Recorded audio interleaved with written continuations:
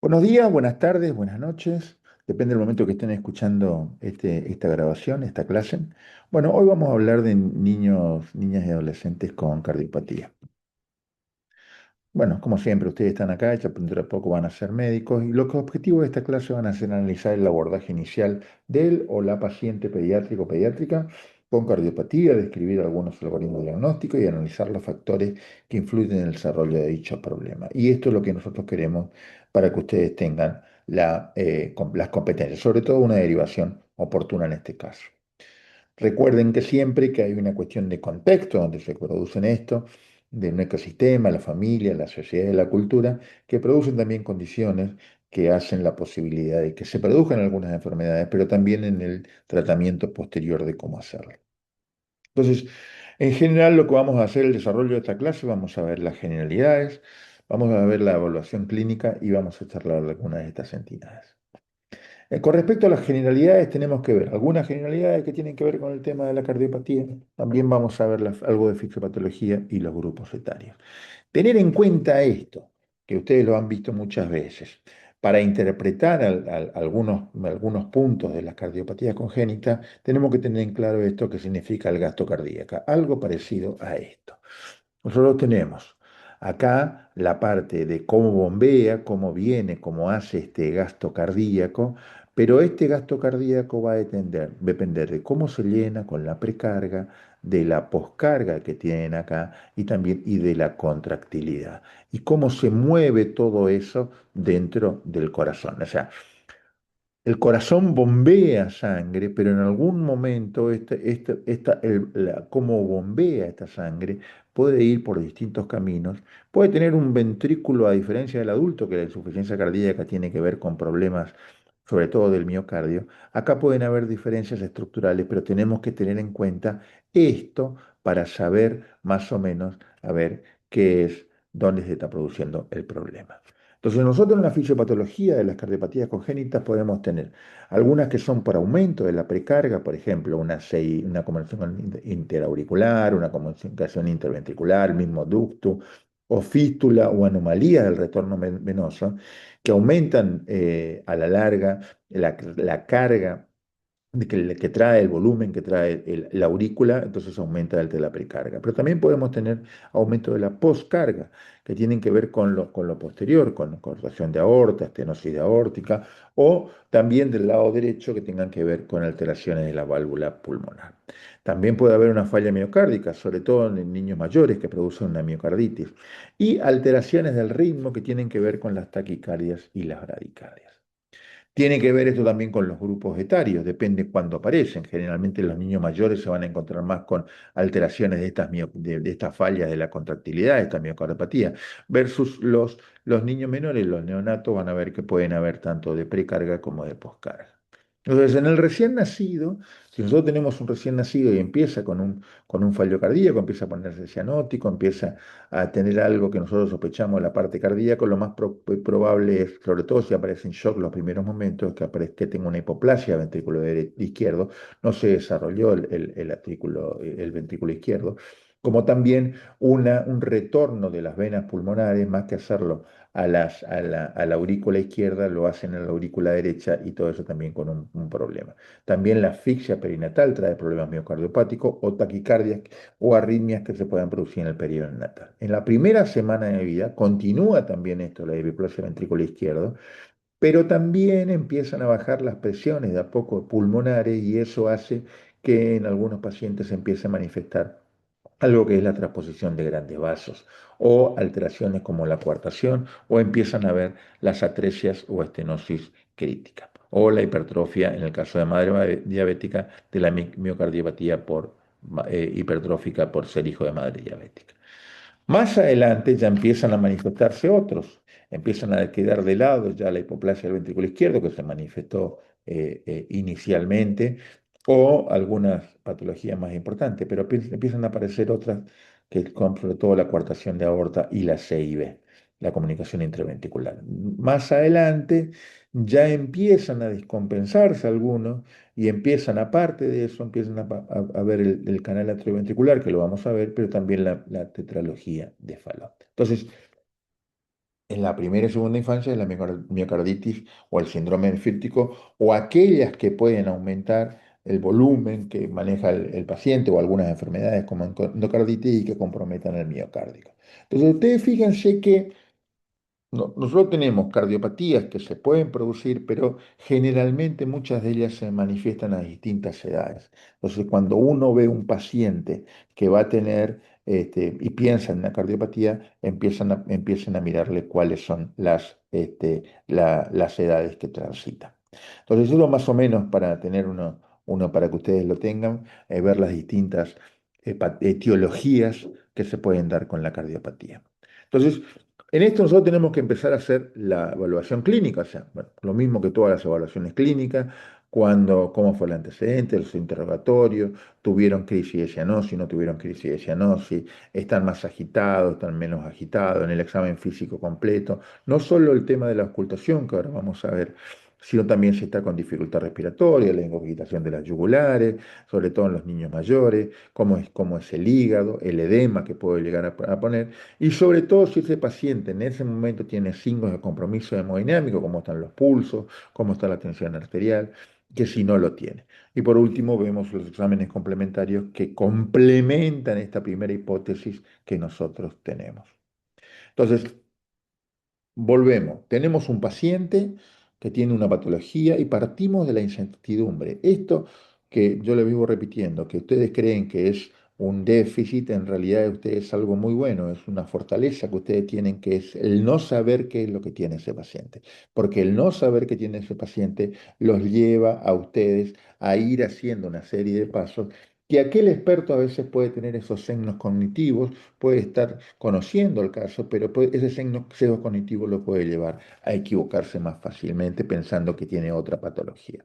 Entonces, lo primero es ver cómo está este paciente. Decíamos, si está con compromiso, si está atento, si el aspecto está bien, cómo está la respiración, si está taquipneico o no está taquipneico, cómo es la circulación. O sea, tenemos que ver si hay un compromiso, sobre todo hemodinámico, pero también respiratorio. Si hay un compromiso cardiorrespiratorio tiene ese paciente, lo cual nos hace acelerar un poco más el tema de la pesquisa de qué es lo que tiene. Entonces, también empezamos a buscar si hay signos de congestión venosa, por ejemplo, rales, dificultad respiratoria, compromiso respiratoria o congestión venosa sistémica, hepatomegalia, aumento de la yugular o signos de bajo gasto cardíaco como la disminución de los pulsos. Entonces tenemos que, pensando en cardiopatía, tenemos que ir a ver este tipo de síndrome que nos van a orientar posteriormente a ver qué tipo de patología tiene el niño. Y uno de los puntos principales es ver si el paciente tiene cianosis o no. Cianosis no solamente una cianosis general, fíjense cómo tiene no solamente en la boca, alrededor de la boca, sino también los miembros inferiores, como tienen este tipo de cianosis y está comprometida. Entonces, esa cianosis nos va a hablar un poco de hacia dónde está el compromiso, de qué es lo que tiene ese compromiso.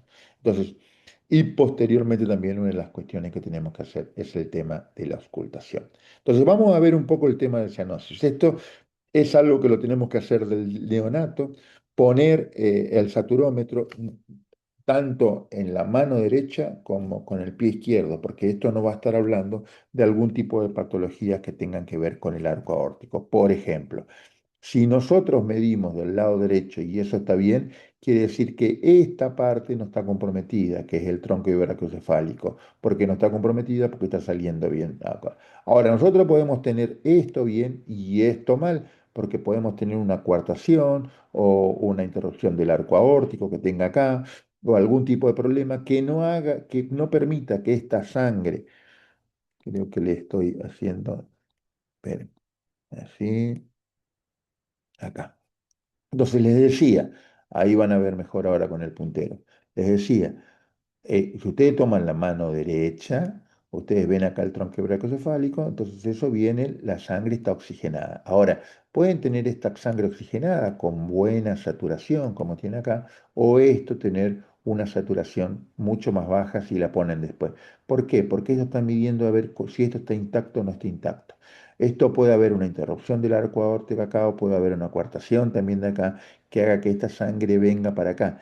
Y esta sangre que viene para acá está en comunicación con el ductus, esto es postductal, entonces viene el ductus y está trayendo sangre que complementa esto, sangre de la pulmonar, que es con disminución de la cantidad de oxígeno. O al contrario, mirar también en los pies, porque podemos tener esta bien, podemos tener esta bien y podemos tener cianosis acá también por coartación, por interrupción del arco aórtico. Entonces, esos son puntos para hacer que no solamente se pone el saturómetro en la mano derecha, sino también evaluar lo que estaría post callado aórtico o post comunicación con el ductus, porque eso también nos hace valorar qué tipo, cómo está esta parte del árbol vascular.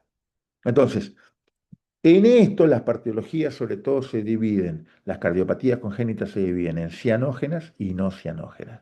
Y esas cianógenas pueden tener un flujo pulmonar disminuido o un flujo pulmonar aumentado. Y eso es lo que vamos a ver. Y lo mismo tienen las cianógenas, con un flujo pulmonar aumentado o un flujo pulmonar normal. En el caso de las que tienen flujo pulmonar disminuido, lo que van a tener son estas crisis de hipoxia. Al contrario, aquellos que tienen el flujo pulmonar aumentado, que va más cantidad de sangre hacia el pulmón, pueden ser cianógenas, pero lo mismo que las no cianógenas producen sobre todo falla cardíaca congestiva. Entonces, este es el corazón para que ustedes tengan. Vamos a ver esta figurita de las distintas alteraciones que puede llegar a tener y ahora vamos a ir mirando sobre este tipo de figura donde se producen las cardiopatías congénitas. Entonces, una de las cardiopatías congénitas cianógenas con poco flujo tiene que ver cómo pasa la sangre a la parte de la pulmonar. Una de ellas es que se produzca una atresia pulmonar. Esta atresia pulmonar no permite o estenosis pulmonar y hacen crisis y no permite que la sangre vaya a la pulmonar y esto a veces se sustituye pasando la sangre a través de una comunicación interventricular hacia el ventrículo izquierdo, del ventrículo izquierdo sale hacia la aorta y lo que mantiene esto, si esto se va cerrando, agravan la crisis de cianosis, es el ductus que le manda sangre hacia la pulmonar para mantener el flujo dentro de la pulmonar.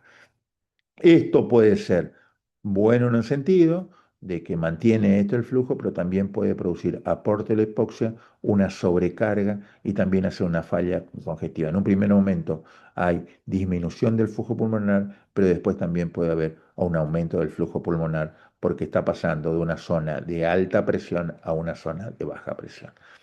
Esto también puede pasar con el tema de la tetralogía de Fallot. La tetralogía de Fallot, como su nombre lo indica, son tres: hipertrofia ventricular, estenosis, en realidad hipoplasia del infundíbulo, pero estenosis pulmonar, coagulación, como comunicación intraventricular, y el tema del cabalgamiento de la aorta. Esta es la aorta, fíjense que la mitad está sobre el ventrículo derecho y la otra mitad está sobre el ventrículo izquierdo. Esta es la tetralogía de Fallot. Al no poder pasar esto bien la sangre, lo mismo que la anterior. Durante un tiempo se mantiene por el ducto, pero si esto no alcanza, empieza al no pasar sangre por la parte pulmonar, empiezan a haber, como es, crisis de cianosis. También pueden desarrollar ellos vasos colaterales que van, que van hacia el pulmón y nutren esto y le permiten vivir durante un tiempo. Cuanto menos tengan de esto y cuanto esto antes se cierra, más son las crisis de cianosis. Bueno, esto es el corazón normal, ¿sí? Y esto, por ejemplo, tiene que ver con una atresia. Fíjense que no se puede comunicar y a veces esto hace que la única forma que venga la sangre es a través del ductus. Cuando se empieza a cerrar este ducto, en el caso de atresia, la única forma que venga la sangre es a través de esto, desde un vaso de mayor presión a un vaso de menor presión. Pero como se mezcla acá la sangre, cuando vuelve de la cava, entra al ventrículo derecho, hay un shunt de derecha a izquierda y eso hace que esta sangre, fíjense el color de la sangre, fíjense cómo tiene acá, en vez de estar roja y azul, como está más violeta, produce esto, el tema de la hipoxia y de la cianosis. ¿Eh? Otro de los puntos es que no haya una diferencia entre la pulmonar y la aorta y la sangre salgan todo por el mismo tubo. Esto es lo que se llama tronco arterioso. Y esto se manifiesta sobre todo en una falla congestiva, porque hay un aumento del flujo pulmonar, una falla congestiva, y esto sobre todo en periodo neonatal. Lo otro que también puede haber es un ventrículo izquierdo hipoplásico. Entonces, la forma que se nutre la sangre que va a venir acá al tema de la aorta es a través de la sangre que sale de la pulmonar. Y esto lo que va a tener es que a veces es poco este flujo, entonces el paciente se presenta con un shock que si bien es cardiogénico porque está producido acá en el corazón, es un shock producido por falta de líquido de inadecuada circulación a través de lo de la aorta. Este, también podemos tener hipoplasias de ventrículo derecho. Fíjense que en el anterior que nosotros decíamos que como es la aorta o en el mismo hipoplasia del ventrículo izquierdo, la aorta si está cabalgada hasta el 50% de éfalo, ahora si está cabalgada mucho más de esto, es lo que se le llama ventrículo único. En esto podemos tener una hipoplasia, viene también la sangre, se trata de haber hay menos flujo para pasar por la pulmonar y si no tiene esto también produce esto la antes. El otro son el drenaje anómalo, en vez de venir estas venas que vienen de la cava inferior, cama superior, en vez de traer solamente la sangre al ventrículo, las arterias pulmonares que deberían venir a la izquierda terminan en estas otras cavas y esto lo que hace, produce una cianosis, porque acá se mezcla todo, produce una cianosis, pero sobre todo es congestiva por la cantidad de sangre que tiene que quedar atrás en el pulmón. Entonces, también podemos tener lo que se llaman las transposiciones de grandes vasos. Fíjense que normalmente nosotros la sangre sale del ventrículo derecho a la pulmonar, ¿sí? Y vuelve por las venas cavas al lado izquierdo y sale por la aorta. Sin embargo, acá la sangre que viene sistémica sale sistémica a la aorta y la sangre que viene en la pulmonar sale a la pulmonar. Entonces hay una circulación en paralelo. Si esto no se mezcla, estas dos que vendrían a ser secuenciales producen también una falla cardíaca, esto es, que producen una falla cardíaca y esto se da finalmente en el neonato. Algunos siguen porque hay una mezcla acá en el ventrículo izquierdo y eso les permite vivir un tiempo más. Pero estos son los que más compromisos traen. Entonces, hay algunas de ellas que lo que producen son no cianógenas y con aumento del flujo pulmonar. Uno es aquella que está solamente la CIB, porque sale de una área o una cavidad de mayor presión a una cavidad de menor presión, entonces la cantidad de sangre que viene acá va para acá, pero sobre todo viene para acá, entrega más cantidad a la parte pulmonar trae más cantidad, entonces empiezan a haber signos de congestivos pulmonares, sobre todo rales, resfríos, catarros, hasta sibilancia, pero por aumento de la circulación en este shunt de izquierda a derecha. Lo mismo pasa con la comunicación interauricular, que es la que va a tener acá, también hace esa cuestión. Acá tienen la comunicación interauricular, ¿sí? Que se produce de una cavidad de mayor presión a esto, viene más cantidad acá, vuelve todo con más cantidad, vuelve más cantidad acá y llega un momento que esto produce una falla cardíaca congestiva. ¿Sí? Otro de los puntos que también produce parecido a este y que produce no antes es el ductus. Salvo en un estadio terminal, cuando hay mucho compromiso también pulmonar, fíjense que va de un área de mayor presión a un área de menor presión. Entonces la sangre busca de este área de menor presión, sobrecarga la parte de la parte pulmonar, de la circulación pulmonar, y eso es una falla cardíaca congestiva, lo mismo que el foramen oval, esto o comunicación interauricular. Entonces, eso es lo que nosotros tenemos que ver pensando cuáles son los problemas que pueden tener a tener, por qué algunas son cianógenas y otras no son cianógenas. Más allá de eso, nosotros podemos ver también la clasificación de la ocultación, pero esto sobre todo es para un oído entrenado, para un clínico, o un pediatra o un cardiólogo. Usted debería tener ese ese oído entrenado, pero el oído entrenado se logra ocultando los pacientes varias veces. Entonces, ustedes pueden tener que el área aorta, cómo tienen cada uno, el aorta y cómo se proyecta el área pulmonar para este lado, la parte de tanto la mitral como la tricuspidia, cómo ustedes van escuchando la mitral que hace, si hay un soplo, ven con proyecciones acá, cómo es si es sistólico o si esto es diastólico cuando se produce. Entonces, los cambios de intensidad, todo esto tiene que ver con la ocultación. Entonces, ¿qué hacemos? Hay medidas generales, hay algunas que son con tratamiento farmacológico, sobre todo las congestivas que no los descompensan hemodinámicamente, algunas pueden ser tratadas con diurético para disminuir esa congestión, o en el caso de fallo, hasta que vayan a quirófano, pueden tener alteraciones del miocardio y necesitar drogas que actúen sobre el miocardio, pero en muchas de ellas las cardiopatías congénitas tienen que algunas son pasibles de cirugía, muchas de ellas, y algunas hay que ver la evolución del paciente, porque algunos, por ejemplo, una comunicación interauricular o una comunicación interventricular que no presentan repercusión sobre el paciente, a las veces las comunicaciones interauriculares se cierran solas. No es el caso del ducto, que salvo si no se cierra el periodo neonatal y continúa y eso produce síntomas, hay que operarlo porque eso no se cierra solo, o en el caso de las alteraciones que comprometan la circulación pulmonar, atresia pulmonar, estenosis pulmonar, la tetralogía de Fallot, que esos son todos quirúrgicos. Entonces, lo que tenemos que evaluar, ya evaluamos si tenía cianosis, ya miramos los soplos, pero antes de la cianosis nosotros deberíamos mirar si está con compromiso hemodinámico o si no tiene compromiso hemodinámico, porque eso nos va a dar la urgencia de tratar el caso. Luego de ellos, si nosotros vimos que no tiene compromiso hemodinámico, podemos ver la radiografía para ver si hay hipoflujo o si hay hipoflujo. Y por supuesto, derivarlo al cardiólogo para que haga la ecocardiografía. Entonces, vamos a ir viendo algunas entidades. Usted está haciendo una rotación por el interior del Chaco y le consulta a una mamá con su hijo Santiago de 15 días de vida. Nació de un embarazo de término de un parto vaginal sin complicaciones. Nota que se pone cianótico. Fíjense cómo tiene la carita.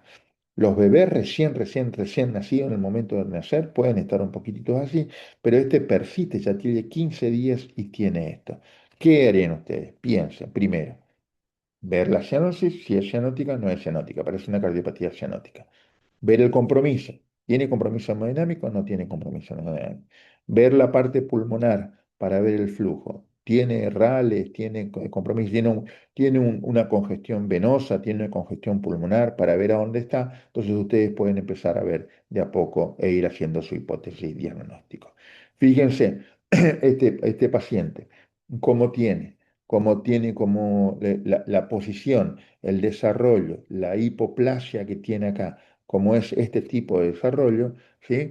Esto es lo que se transforma en una transposición de grandes vasos, donde el circuito sistémico va por un lado y el circuito pulmonar va por el otro. No se mezclan entre ellos en vez de tener esto de decir, la aorta está de un lado, la aorta viene de este lado acá, pero lo que tiene sale del ventrículo izquierdo y la pulmonar va acá y esto. Esto en realidad tienen en forma paralela en vez de ser en forma secuencial.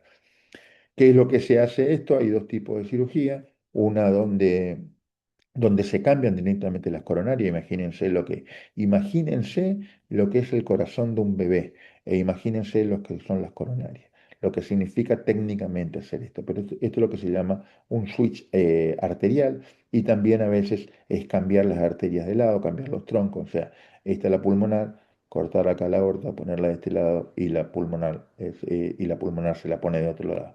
Eso es lo que se llama un switch, un cambio en general de los dos troncos, más que el tema de las coronarias, de las arterias coronarias.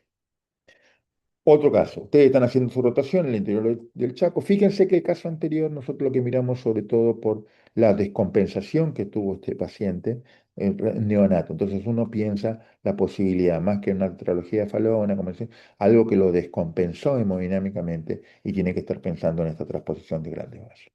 Ahora, ustedes están haciendo una rotación también, lo consulta a su mamá, 3 meses, nació con un parto vaginal, dice la mamá la tercera vez que lo trae porque tiene cuadros de sibilancia. Entonces, primero, cianótico o no cianótico, no parece, está bien rosadito el bebé.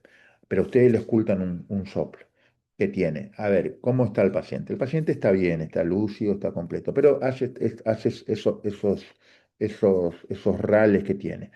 Este paciente no ha hecho cianosis, entonces nosotros lo ponemos como una cardiopatía eventualmente no cianosante. Ahora, ¿cómo está el flujo? El flujo pulmonar está aumentado, entonces tendríamos que pensar con que tenga esto así, fíjense cómo tiene acá, cómo es el arco pulmonar comprometido, ¿sí? Puede llegar a ser un ductus, la persistencia de un ductus, fíjense lo que es la pulmonar, cómo está agrandada por el tema del flujo, aunque también si escuchamos un soplo, sobre todo, este es un tipo de soplo, es el soplo del ductus, pero si escuchamos un soplo sistólico, también podemos pensar que esto puede hacer una comunicación interventricular. Y esto se lo tenemos que mandar al cardiólogo por cómo está, miren lo que es la placa esta, miren cómo está congestionado, o sea, tiene flujo aumentado, flujo pulmonar aumentado. Entonces, la posibilidad de que este paciente sea diagnosticado y en el caso de que sea ductus operado, y si esto lo decompensa también. Vamos a otro. Haciendo rotación, son parecidos, fíjense, 3 meses de vida, nació, su mamá la tercera vez que lo trae, también por cuadros de estos de sibilancia. ¿Ah? Lo mismo, fíjense lo que decíamos, la comunicación interventricular. ¿Ah? Esto es una comunicación, este es fíjense, toda la parte del tabique interventricular, y fíjense que hay un agujero por un déficit de crecimiento, entonces eso lleva más cantidad de flujo hacia la pulmonar. No es el ensanchamiento de la pulmonar, pero fíjense lo que es el flujo en la radiografía que tiene este paciente. Eso es una cardiopatía no cianosante, pero con flujo pulmonar aumentado. Ese es el orificio que tiene y eso es lo que tienen que cerrar. Vamos a fíjense, esto nos lleva a otra cuestión. Este es un niño que no presenta cianosis, pero sí cuadros de sibilancias y es un niño con un síndrome de Down. Ellos se asocian con cardiopatías, pueden tener una comunicación intraauricular y tiene este tipo redondeada la radiografía. Acá no se ve bien, pero tiene flujo aumentado. Una de las posibilidades que tenga este paciente es lo que se llama el canal atrioventricular. Fíjense que no tiene dos válvulas, la tricúspide y la mitral, sino que tiene una sola válvula. Esto hace que haya un cortocircuito de izquierda a derecha, esto sobrecarga el lado derecho, hay aumento del flujo pulmonar, pero no hay cianosis. ¿Ah? Fíjense estas placas. Fíjense, esto en otro tipo de chicos, esto también puede ser lo que es una coartación o en algunos casos hay una insuficiencia del arco aórtico, pero fíjense también cómo se presenta la cardiopatía que tiene este paciente. Ahora, tenemos un chico con cianosis, fíjense cómo tiene esto. Tiene 2 años de vida, es la tercera vez que lo trae para ver porque cuando él se pone a llorar o se pone mal, lo que hace es cianosis. Entonces la mamá consulta con usted. Empiezan a ver, ¿es cianosante? No es cianosante. Sí, es cianosante. Miren cómo tiene. ¿Tiene compromiso hemodinámico? No. Puede no tener compromiso hemodinámico, puede tener dificultad respiratoria, pero este chico dentro de todo está bien. ¿Ocultan algún tipo de soplo? Sí tiene soplo. Entonces, ¿qué pensarían ustedes? Entonces, le sacan una radiografía, fíjense que es negra la radiografía, casi no tiene flujo. Pero, y en el otro que ustedes miraban, el arco este está excavado acá. Entonces, esto que está excavado es prácticamente la pulmonar está hipoplásica acá. Esto, y como una bota de sueco, así que vaya a tener el paciente, entonces, porque no está la pulmonar. Esto es lo que se produce en la tetralogía de Fallot. ¿Ah? Comunicación interventricular, hipertrofia del ventrículo derecho, estenosis de la pulmonar, ¿sí? De la arteria de la válvula pulmonar, porque en realidad hay una hipertrofia de la salida de la sangre por la parte pulmonar y el cabalamiento de la aorta. ¿Ah? Fíjense, miren lo que es esto. No prácticamente no aparece el tema de la pulmonar, fíjense como un hachazo que tiene marcado ahí. Es como si fuera un sueco, que ustedes lo ven, como si fuera un zapato que tiene ahí. Eso es lo que caracteriza al tema de la tetralogía de Fallot. ¿Ah? Nuevamente, ahí está para que ustedes vean ese. Entonces, vamos a ver otro. También, bueno, las atresias pulmonares, esto ya lo estuvimos viendo, también es cianótica, y fíjense cómo se produce la atresia pulmonar. Ahora, ustedes están haciendo una rotación, ¿sí? Pero ven una vena cava, fíjense esta vena cava que tiene acá. 3 meses, congestión, ¿verdad? Viene el bebé, y cuadros repetitivos, sibilancia, y ustedes ven en la radiografía y ven esto acá que no saben bien qué es, pero ven dilatado el corazón. Eso es lo que se llama la anomalía total de retorno venoso, que puede ser infracardíaca, o sea, las pulmonares terminan en la cava, y en la cava inferior, o ser supracardíaca, en las que terminan en la cava superior. Esto también ustedes tienen que ir mirando, y sobre todo cuando sacan la radiografía dicen, miren, está congestionado, pero sobre todo hay esta imagen que es una imagen de la vena pulmonar. ¿Eh? Entonces, pero viene un chico más grande. Vamos a ver si esto lo puedo, a ver si saco esto acá, así. A ver si esto lo transfundimos y lo transmitimos. Esperen que voy a sacar esto y les muestro este paciente.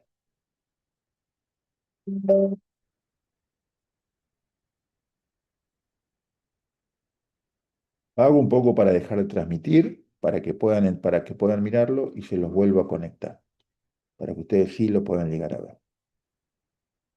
Ahí está. Bueno, miren este niño.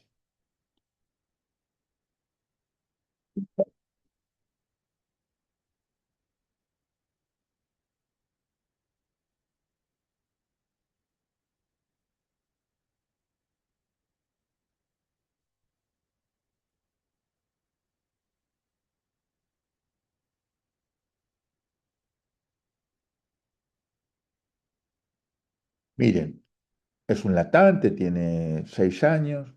Fíjate que ahora cuando lo voy a mostrar, ahora no se ve acá, pero como no está, es cianótico, ¿sí? Empiecen a mirarlo cómo respira. No está cianótico.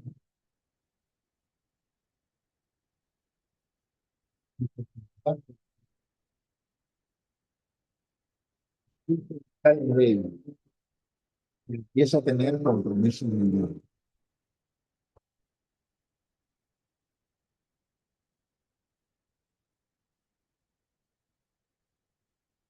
Vamos a revisar, tiene el hígado grande, disminución no puede respirar si no se siente, la tiene mucha dificultad, ¿no? Y cuando nosotros le miramos, ¿no? Tiene las yugulares aumentadas. Entonces, nuevamente volvemos miren que apagó esto, nuevamente volvemos a lo anterior, a lo que estábamos.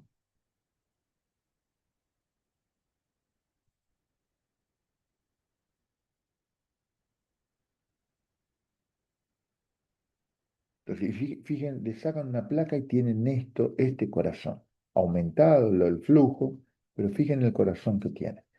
Entonces, no está cianótico, está así con compromiso hemodinámico, ya no es un bebé, es un lactante. ¿Qué dijimos dentro de las principales patologías que puede llegar a tener? Vayan empezando, aumento del flujo pulmonar, entonces vayan mirando esto que vaya a tener, que del algoritmo que miramos anteriormente, entonces esto puede ser una miocarditis o una miocardiopatía. ¿Eh? Si tuvo antecedentes de orinas amarronadas, oscuras, esto puede ser también un síndrome nefrítico. Entonces, en general, nos está quedando ahora el tema después les voy a dar un video que tiene que ver con el tema cómo medirla, cómo trabajar en la hipertensión arterial, pero eso también lo vamos a trabajar en clase, así que no se vayan a preocupar por eso, pero por lo menos para que ustedes tengan la orientación. Entonces, en definitiva, las cardiopatías sobre todo las cardiopatías congénitas, sobre todo son cianosantes y no cianosantes. Hay algunas adquiridas, como las miocardiopatías, pero se dan en chicos más grandes. Entonces, eso es lo que ustedes tienen que ver. Y por sobre todo hacer un examen físico para ver si tiene un síndrome congestivo del lado derecho, sistémico, si tiene un síndrome congestivo pulmonar o si tiene una falla hemodinámica y falla miocárdica. Y eso lo va a orientar a ustedes al diagnóstico. Sabiendo que esto puede ser no alcanzar y tengan que mandarlo a un cardiólogo para que les haga el diagnóstico mediante ecocardiografía. Así que bueno, dejamos las preguntas para, para la, para la clase y cualquier cosita nos estamos viendo.